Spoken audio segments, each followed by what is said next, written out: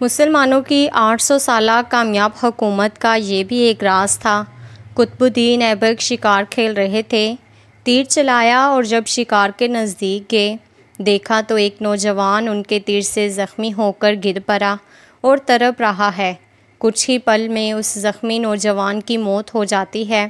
پتہ کرنے پر معلوم ہوا کہ وہ پاس کے ہی ایک گاؤں میں رہنے والی بزرگ کا اکلوتا سہارا تھا اور جنگل سے لکڑیاں چن کر بیچتا اور جو ملتا اسی سے اپنا اور اپنی ماں کا پیٹ بھرتا تھا۔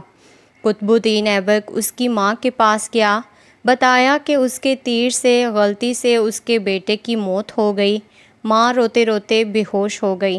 پھر قطب الدین نے خود کو قاضی کے حوالے کیا اور اپنا جرم بتاتے ہوئے اپنے خلاف مقدمہ چلانے کی آزادی دی۔ قاضی نے مقدمہ شروع کیا، بری ماں کو عدالت میں بلایا اور کہا کہ تم جو سزا کہو گی وہی سزا اس مجرم کو دی جائے گی۔ بری عورت نے کہا کہ ایسا بادشاہ پھر کہاں ملے گا جو اپنی ہی سلطنت میں اپنے ہی خلاف مقدمہ چلائے، اس غلطی کے لیے جو اس نے جان بوجھ کر نہیں کی۔ آج سے قطب الدین ہی میرا بیٹا ہے اور میں اسے معاف کرتی ہوں۔ قاضی نے قطب الدین کو بری کیا اور کہا اگر تم نے عدالت میں ذرا بھی اپنی بادشاہت دکھائی ہوتی تو میں اس بریا کے حوالے نہ کر کے خود ہی سخت سزا دیتا۔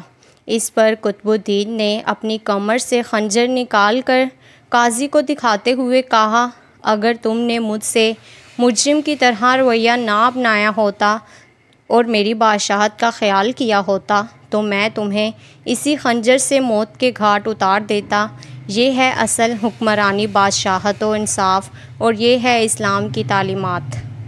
اچھی کہانیوں کے لیے سبسکرائب کریں۔